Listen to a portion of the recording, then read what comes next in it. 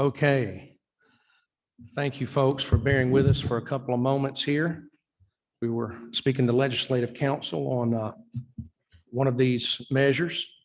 We will call this meeting to order. We're going to hear a bill and a resolution today. We're going to begin with Senate Bill 215. My understanding is Senator Walker is in another meeting, cannot be here, and Representative LaHood, who is carrying this bill for him, should it move to the House floor, will present the bill.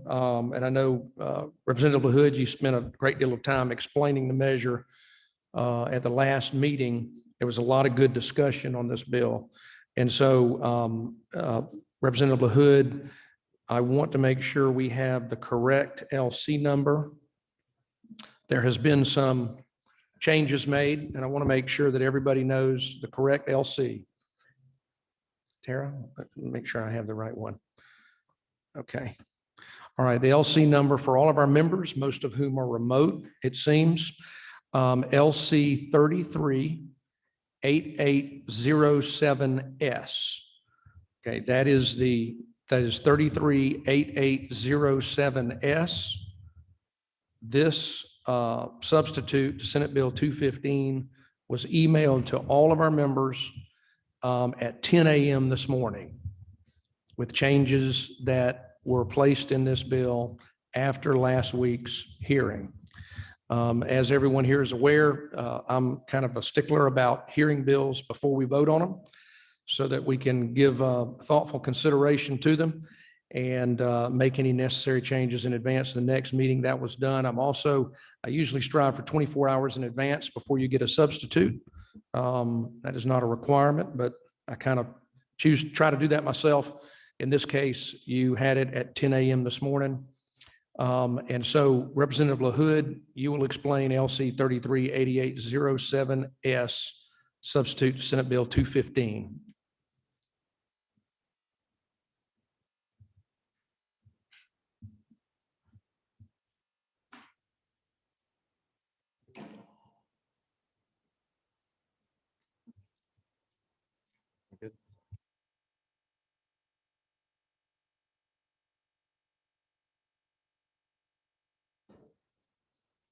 Thank you, Mr. Chairman. So I appreciate the opportunity to present this on behalf of Senator Larry Walker. I was able to work with him and the Department of Community Health. Also met with the governor's office, his health care policy staff, and believe we've got a bill that everybody is good with, all the stakeholders, also the Nursing Home Providers Association, and as well as the Senior Living Association. So the changes that have been made since the original bill was presented are basically towards the end, starting on line 66. And what's been added here is the ability, or it says the department shall approve employer-based programs sponsored by or offered in assisted living communities, private home care providers, personal care homes, or other long-term care facilities licensed by the department for certified nurse aid training and competency examination programs in the same manner as such programs are approved in nursing homes as determined by the department.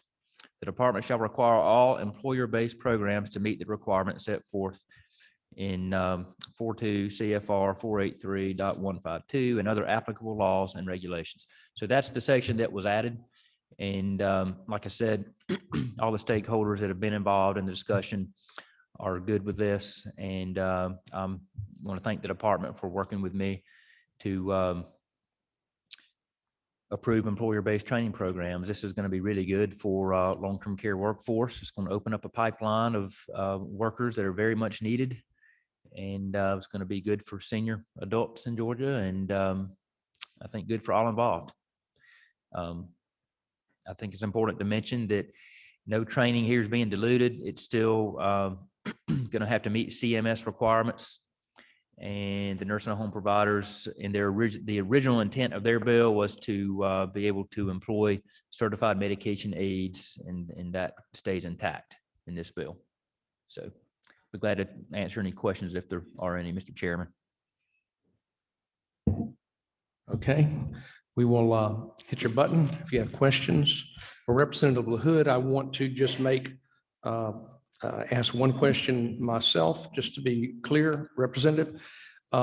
This new section really, unlike the balance of the bill, which relates directly to certified medication aids, speaks more fully to CNA training and in the settings that those employer-based programs can be in. So it's separate in that it speaks to the CNA program, which of course an individual must pass before they become a certified medication aid. Is that correct, Representative?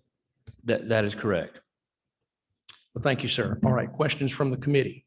Representative McDonald. I just want to make a motion at the proper time to do pass. Okay. All right, not the appropriate time. Let's get questions first out of the way. Any other questions from the committee? Okay. Representative Frye. Thank you, Mr. Chair. And thank you, Mr. Chair, for bringing this bill. I got a question about that last section, Representative LaHood. Representative Frye, you must be muted. Can you hear me? We can't hear you. I'm going to turn it on and off again just to make sure. You should be on. All right, can you hear me now? Yes, sir. We can hear you, Representative Frye. Okay, thank you, Mr. Chair. And Chairman LaHood, I just have a question about this last section. I know there are about 600 schools, small businesses here in the state that already train for these positions. And I was just wondering, how do you see the effect that it would have on these existing entities that do this work? Thank you. All right, thank you for the question, Representative Frye. The way I see this working is what this language does is open up the opportunity for long-term care settings, the settings listed here, long-term care settings such as assisted living communities, private home care providers, and personal care homes to be host clinical sites. See, the CNA program contains, I think it's 80 hours of classroom work and then 24 hours of clinical training. And I could be a little off on the hours. The 24 may be included in the 80. But the way I see this working is these technical colleges and high schools that are teaching the CNA course will continue to do so. And these long-term care settings will partner with those schools to be host sites for the clinical portion of the training requirements, where without this bill, the only eligible sites to host clinicals are hospitals and nursing homes. This will open up the more opportunities to accomplish the clinical training. And these other long-term care provider types are required to employ CNAs in certain circumstances. So it only makes sense that we would allow them to train there too. And like I said, create a workforce pipeline for the entire spectrum of long-term care providers. Thank you, Representative. And Representative Frye, thank you for the good question. I would add something that some of our newer members may not be aware of. We had a few years ago, we had a study committee on the workforce shortage in this state. As everyone should be aware, we have a tremendous workforce shortage with caregivers in this state. One of the recommendations that came out of that study committee was to have more community-based settings available for CNA training, which is precisely what this provision would allow for. So the training would still be the same training offered in the same settings, but the clinical piece, which now has to be in skilled nursing facilities, the clinical training would now be available in more community-based settings for long-term care as well. Thank you for the good question. I think we have another question. Oh, I'm sorry. Representative Frye for a follow-up. Thank you, Mr. Chair and Chairman LaHood for that explanation. That clarifies it. I just really wanted just to make sure that we weren't increasing new competition opportunities against our existing small business sector that trains the CNAs in the state, because they seem to be doing a good job. And just to be clear, you're saying that all this does is opens up a clinical setting. It does not authorize the entities to be able to train their own workers. So this would authorize an employer-based program. So if the employer, meaning the long-term care provider, chose to hire their own instructor and do this program all on their own, they could. I don't see that happening often at all, if ever, as long as the technical colleges and high schools that are already teaching this are willing to do enough classes to produce the pipeline that's needed. The only reason an employer would want to take on this expense on their own and bypass the existing school is if those schools are not producing enough, if they're not having enough classes to produce enough of the workforce. So as long as they're doing that, the employer is going to be more than happy to just partner with them and be a host clinical site.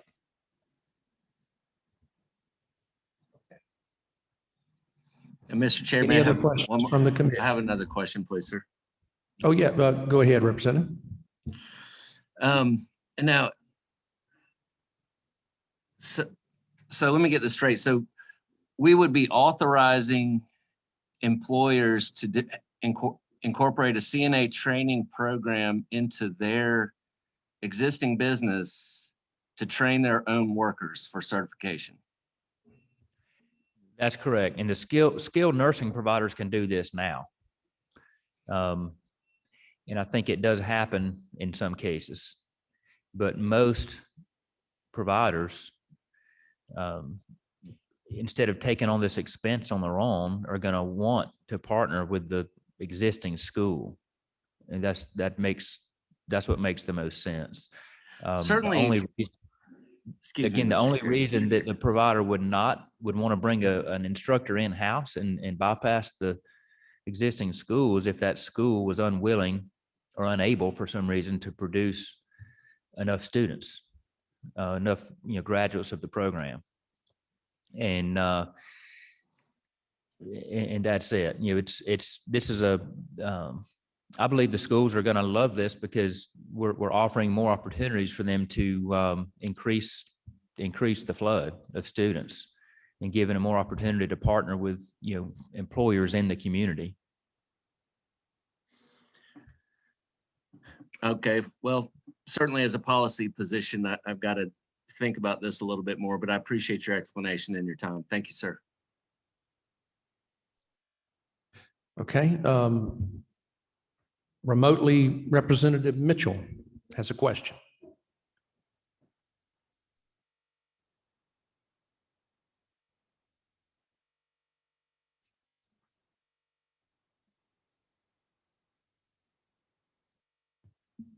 Representative, we haven't been able to hear you. Can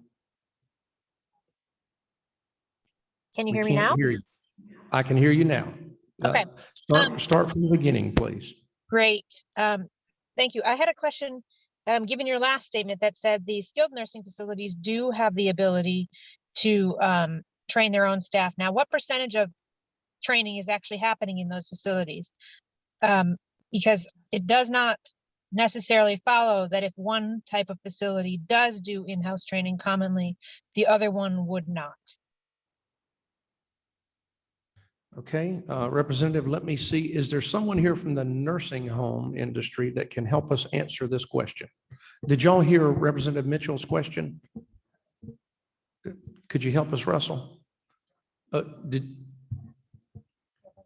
Yes, I'll get you wireless mic. Okay, you should be.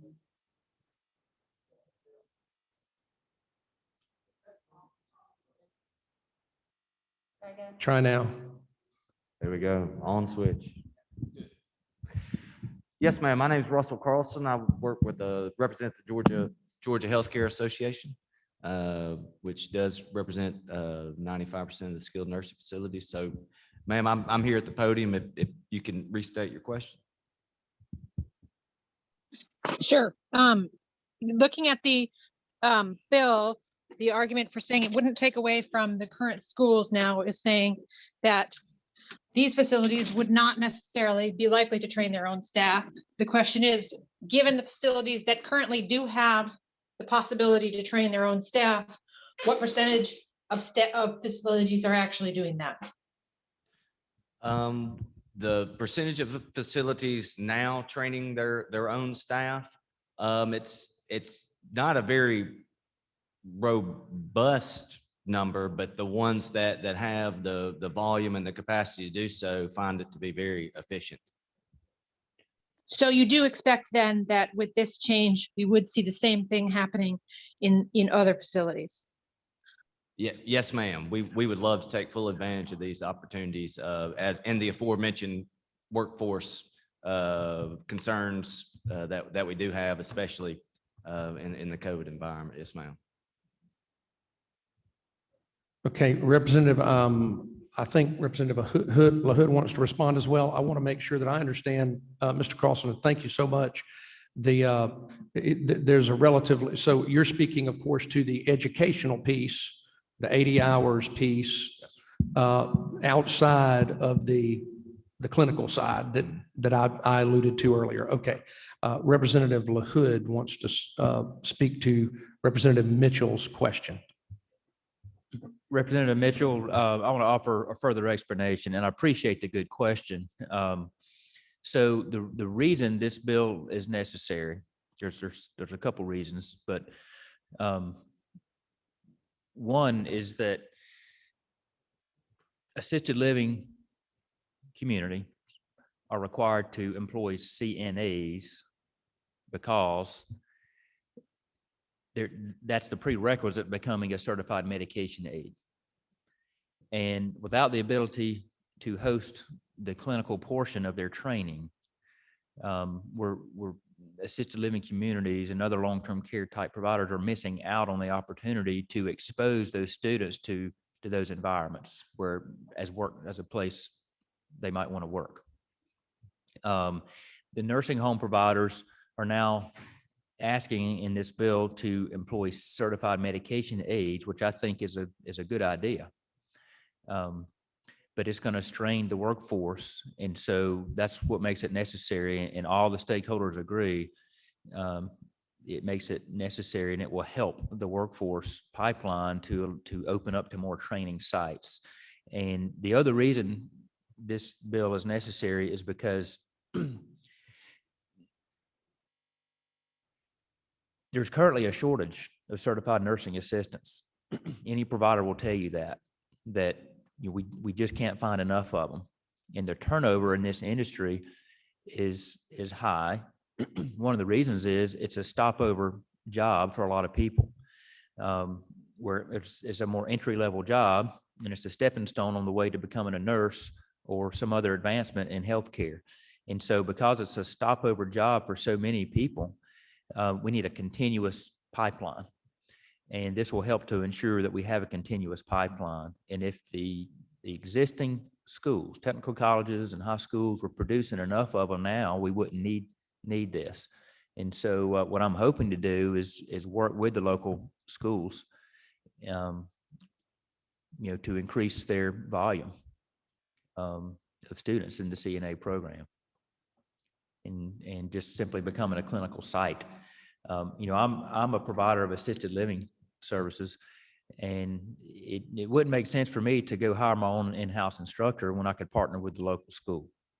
And if the school's willing to do that, then there's no threat whatsoever to their student base. It'll actually increase it, I believe. Okay, thank you, Representative. The chair has a question for Mr. Carlson back there. I want to make sure I understand something. Having studied this bill, but wasn't here, as y'all are aware, last week. The nursing home industry does support this language. Is that correct? Yes, sir. Want to make Yes, sure sir. that I'm clear on that. Representative LaHood has been very, And so what we're forthcoming. doing is allowing, to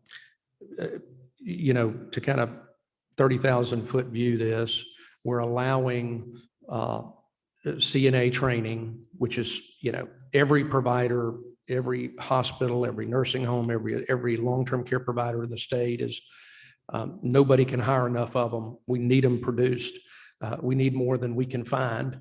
We're now allowing not only skilled nursing facilities to train them on the clinical side, but also to have an employer-based program, but now expanding that to other community-based settings. Is that correct? Yes, sir. And y'all I are think- supportive of that I measure? think the advocacy for workforce Yes. is something that we don't have many turf battles over. Yeah, it's common. It's a common battle. We're all Yes, sir. fighting to hire people. Yes, we encourage people to get an interest in long-term care, whatever their best entry point might be. Yeah, thank you, sir. Okay, I want to, I think before we move on, I want to go back to Representative Frye because I think he has another follow-up question. Let's go to Representative Frye first. Thank you, Mr. Chair.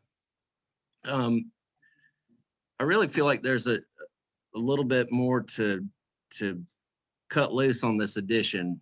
And I think we're talking about two different issues. I appreciate the fact that we want to expand opportunities for our CNA schools to train their workers. I absolutely get that. That would help the pipeline. Two questions, sir. Has there been any effort to contact the schools and ask them, are they really overcrowded and turning away students?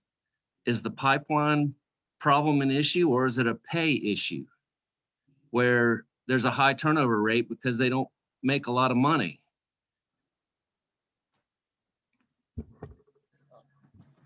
Representative Frye, that question is directed to Representative LaHood.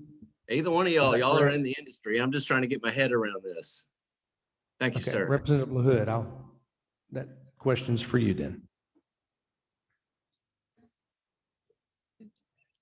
I think there was more than one question in your statement there. One was, have there been efforts made to work with the technical schools? And the answer for me personally is yes, exhaustive efforts.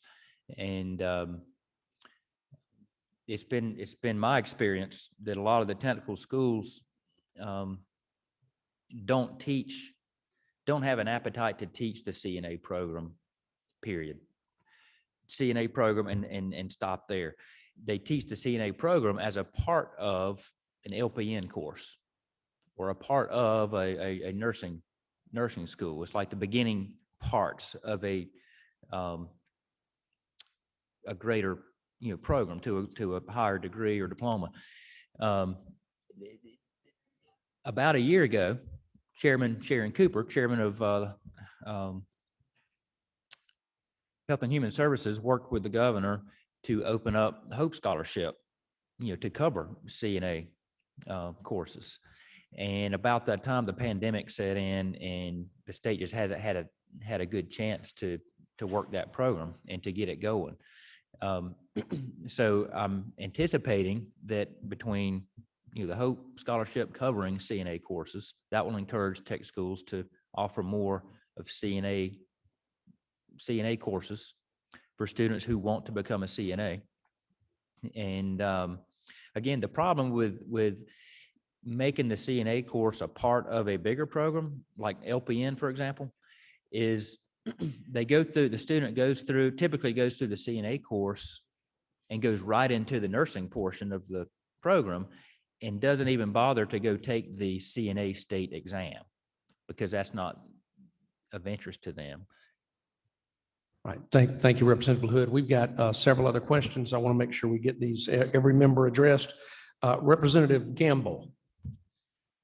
Thank you, Mr. Chairman. Just as a follow-up from our last meeting, I think the problem here, and I love our technical schools, but the problem is that they're chasing other degree programs or promoting other degree programs for our students. And this is going to help us solve kind of a catch that we're in where we're missing some students because of that.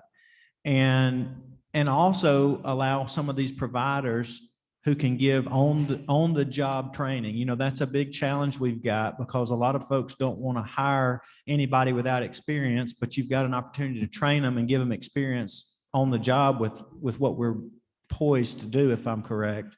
And I know that's not a question, it's more of a statement, but Representative LaHood, that's kind of where we're at with this. It's not an attack at the technical schools. It's just giving more opportunities for students. And it's also tied in with on-the-job training. And it seems to me to be a win-win. That's the way if I You're on. may. You're on. Representative Gamble, thank you. And that's exactly the way I see it. It's just a win all across the board. It's a win for the schools. It's a win for the employer. It's a win for the employee. It gets everybody what they need. And, you know, I appreciate the concern brought forth. And without having a deep understanding of the issue, I could see where that might be a concern, but this is simply a solution to a workforce problem. Okay, Representative Robichaux, who is remote.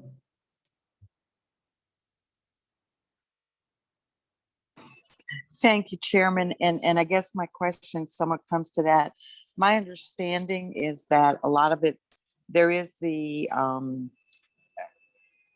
coursework, but then there's also what I would call the practicum, or what we used to call the practicum, the, you know, on the face-to-face training.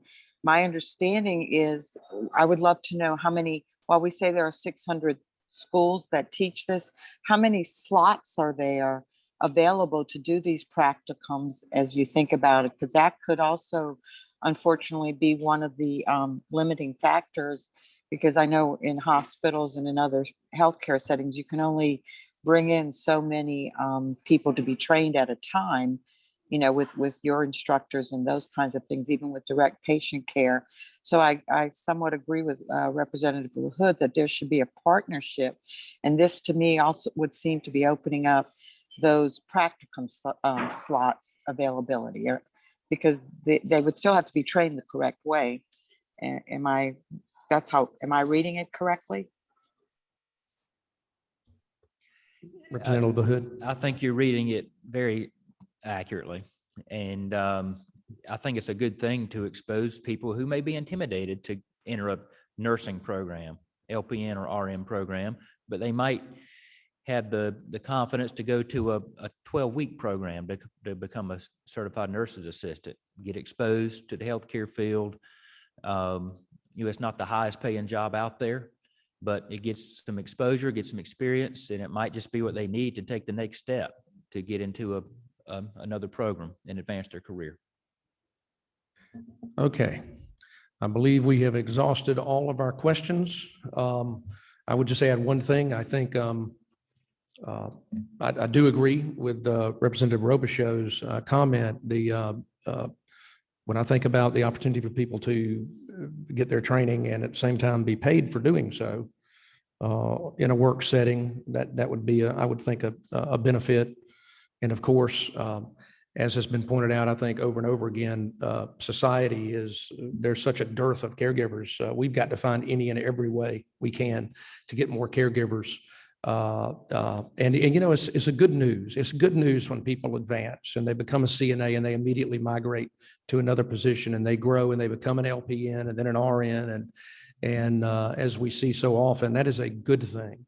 But we've got to continue to have that supply of people who will take care of our, particularly the most vulnerable in this state. All right, I see no further questions. If there are none, it is now an appropriate time for a motion, as was offered earlier by Representative McDonald or whoever would choose to do so. Okay, we have a motion from Representative McDonald to pass. We have a second. Yes, I was going to turn it over here to pass the committee substitute to SB 215.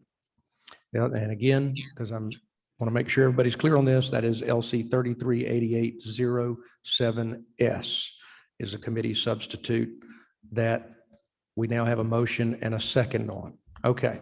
Any further discussion from the committee? Any discussion? All right, no discussion. All in favor, say aye or hold up your hand on, if you're remote, so that Ms. Tara can know how you're voting.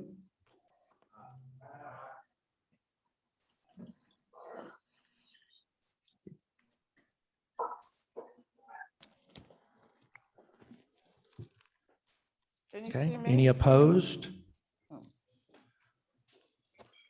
Hold up your hand or say nay. Nay. Okay, Nay for me. I couldn't seem to get the right one. Nay. Mhm. Nay for me Okay. also. Nay for me, Scott. okay. You Bazemore. got those. We're just, give us a moment here to make sure we've got it correct. It's nay for me as well. Okay, Representative Bruce, nay. You got that, Tara? Okay, we have, so the vote is 12-5. Bazemore. This substitute, you got Ms. Bazemore? Mitchell as well. Okay. And Representative McLeod, no. Yep, we've got you, Ms. Representative McLeod. Okay, the measure passes 12-5. Substitute House, so Senate Bill 215 is passed. Thank you, Representative LaHood. Now, there she is. Representative Lott will present House Resolution 236. I think you are on back there. Representative Lott, see if that works. I think so. Yeah.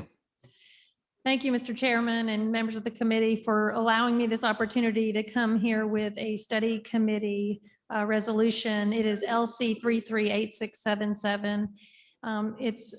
This is a safe staffing resolution for the nursing profession.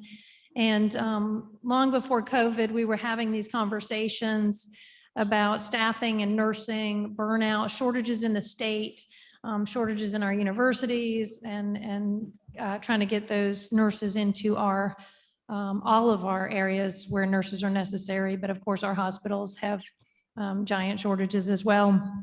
So this conversation started many, many years ago.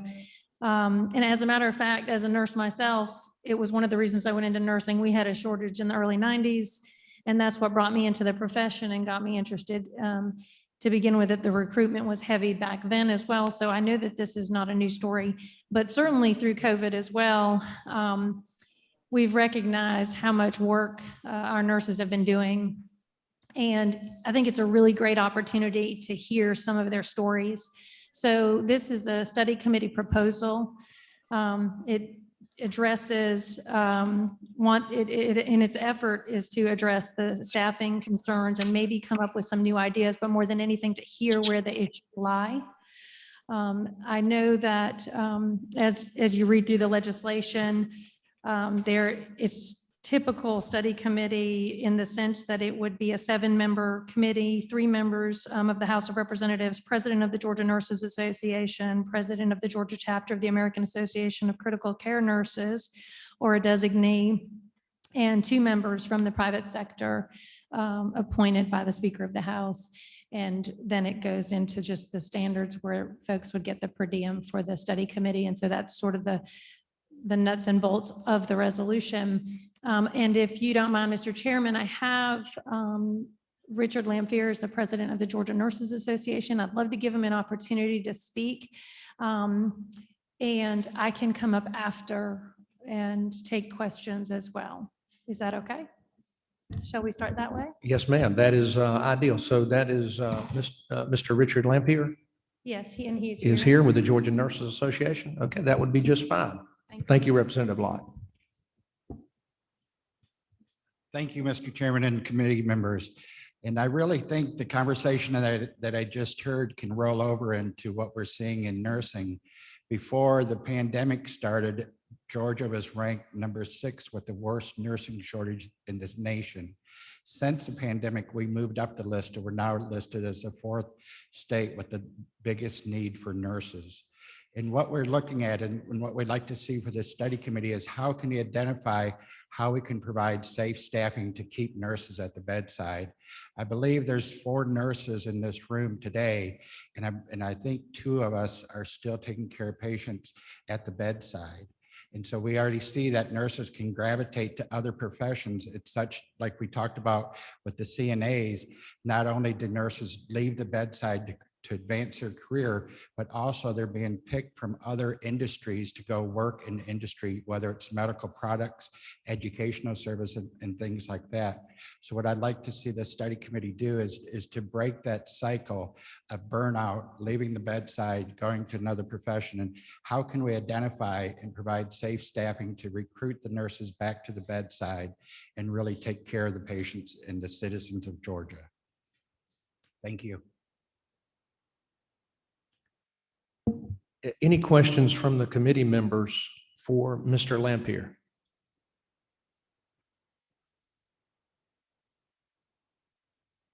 Okay, Representative Lott, do you have anyone else that you want to speak before you? No, I think we're good. Okay. If there's all any right. questions for me as well.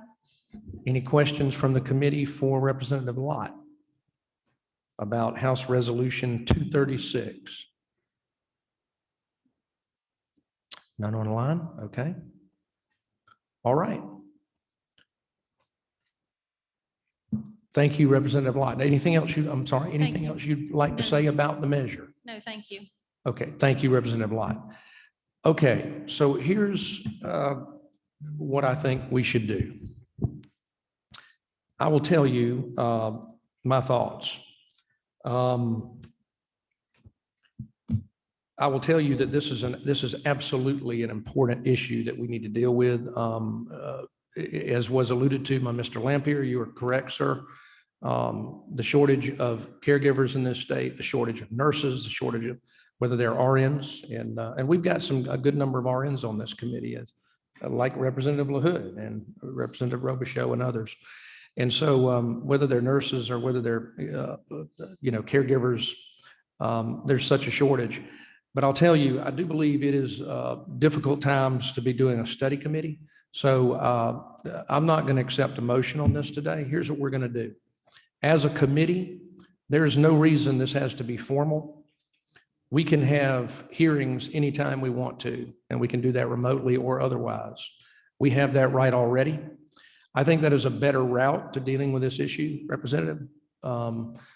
We can do that and have complete autonomy rather than to circumscribe ourselves to a formal study committee.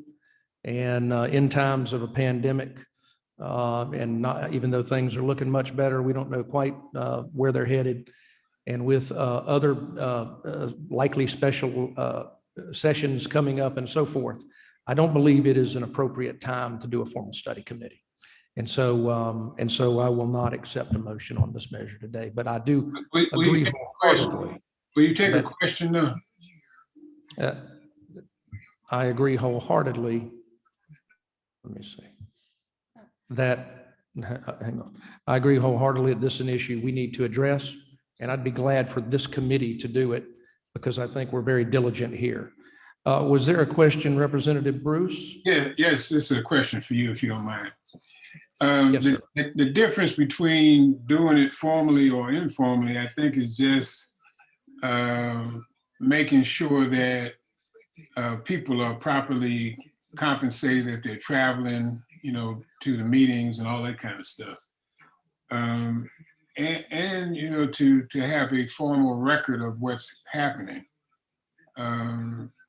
with regard to the legislation. I mean, so that I think that's the only difference between it. Is that correct? Yes, sir. I understand that well, and that's a good point, Representative. Thank you, sir. Representative Lott, so anything you'd like to add? So I appreciate that. And I know that you've done this sort of thing in the past, and this committee does a great job of reviewing things. I would just ask that if it's possible, if we would be engaged, I'm sure you would do that, but I would like to say it formally.